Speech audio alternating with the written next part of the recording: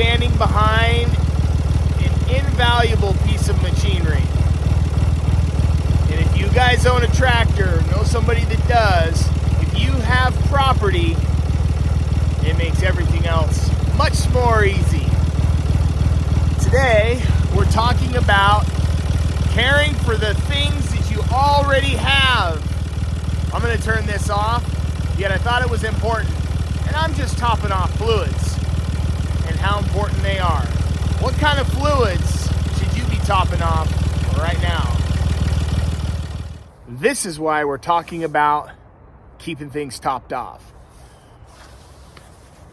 As we progress and as supply chains ebb and flow, it is going to be less expensive for us and you, if you choose to listen and choose to follow some of these instructions. Hey, if you're independently wealthy, more power to you. I'd probably do what you do.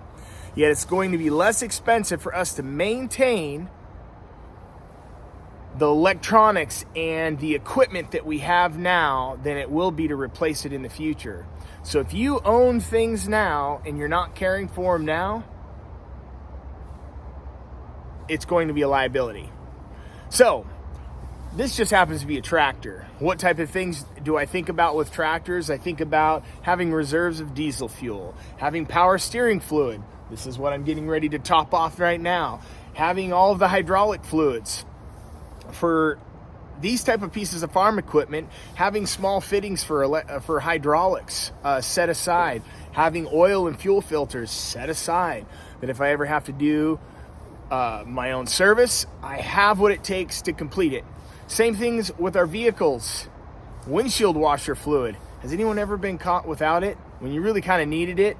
Or it's wintertime and the de-icer fluid isn't on there. And it takes a lot longer and your car has to run a long time to warm up your windshield. These are going to be important things to have set aside. Not that they would be the end of the world. They're just going to make things easier or less important. So as we focus on preparedness, focus on maintaining your current equipment. Fluids do count for something. We all know this. This is my man cave. This is a shed, and it has all of my preps and equipment and all of my Christmas supplies, actually. So you don't really get to see that. That's up top. That's my wife's. I'm really compelled to talk to you because today was an interesting day. I was out in the field. I was showing homes today. I had several different showings. I did one set of showings for a friend of mine that wasn't able to make it. And in our industry, we help each other and we'd pay each other to show homes if we aren't able to with clients. So I'm out showing, making a couple $100 extra. And that's a smart thing to do. And I helped these folks and they're getting ready to put in an offer through my friend. Yet I was listening to them and these were investors. And these investors, I was started to ask them qualifying questions like, why now? What's most important about buying now? Have you considered waiting? What's interesting to you about the market? Where do you find value in homes? How are you making this work? And even investors right now really truly aren't, they don't grasp what's coming. And it's uncomfortable to talk to them about it because here you have independently wealthy people or folks that have right now have amassed some wealth and they're leveraging that wealth that they've amassed into what I consider a depreciating asset if they purchase right now. So we toured 4 homes, all in the $450,000 to $500,000 range, and they're going to be a rental. And for them to achieve any type of profit, they're going to have to rent these properties for $3,500 a month or more with these existing interest rates. Now, mind you, they're probably going to be putting a lot more down, so maybe it's not as big of a deal. Maybe their numbers can play a little bit, and their margins are getting tightened. When these home prices come down and when rent demand potentially comes down, how does it affect investors? Well, they will be affected. Just like the big hedge funds will be affected. And it's going to open up opportunity for folks like us, if we're getting ready now in the next year, to begin to take part in one of the greatest wealth transfers in history. You too can own more than one home. maybe multiple. It's really important right now that we're contracting our spending, that we're being really mindful about the income that we're generating outside of our primary source of income. So for us, it would be real estate. We talked on the last one, I'm taking things to auction. Today I was out showing homes for a friend of mine, just bringing in new revenue. And these are important. I just put it away. We're just putting it away. We don't know how long it's going to be, yet it's definitely helped me sleep better at night. The first buyer today, who's a VA buyer, awesome guy. I really enjoyed it. I've sold him a home in the past, and he and his wife unfortunately separated, and he's looking to buy another home and has to. He has to be out of his current place to live. He's having a difficult time finding a rental that kind of fits what he's looking for. He's a mechanic by trade. He has a lot of automotive equipment and tools and different things like that, so he requires more than just garage space. So we're looking today, and in his price point, which in Washington here is below $400,000, makes it really tricky to hit those things. And we found one. It was awesome. Yet it was a diamond in the rough, if you know what I mean. It still required tens of thousands of dollars to get this thing up to snuff. And it had shop space. It had outbuildings. It had all of the requirements that he had as a buyer in place. And it just didn't look very great yet. So today we had an opportunity, because it had long days on market, to put in a more aggressive offer. And we talked at length about this, and I asked him, is it necessary for us to do this now? Could we do this later this year? You know, what about this home makes it important to you? Have you thought about doing XYZ? We went through a whole consultation about this, and he's like, Jesse, I don't care. I'm going to be here for a long time, and I desire something of my own. I'm going to rent the rooms out. He's single. He goes, I got buddies of mine from the military that are single. We're going to rent the rooms out. And he goes, I'm going to house hack this thing. And I gave him a thumbs up. So there are opportunities for us to add great value even in an inflated market. So don't be shy. Look for people that you know it's the right time for them based on their criteria, and help them.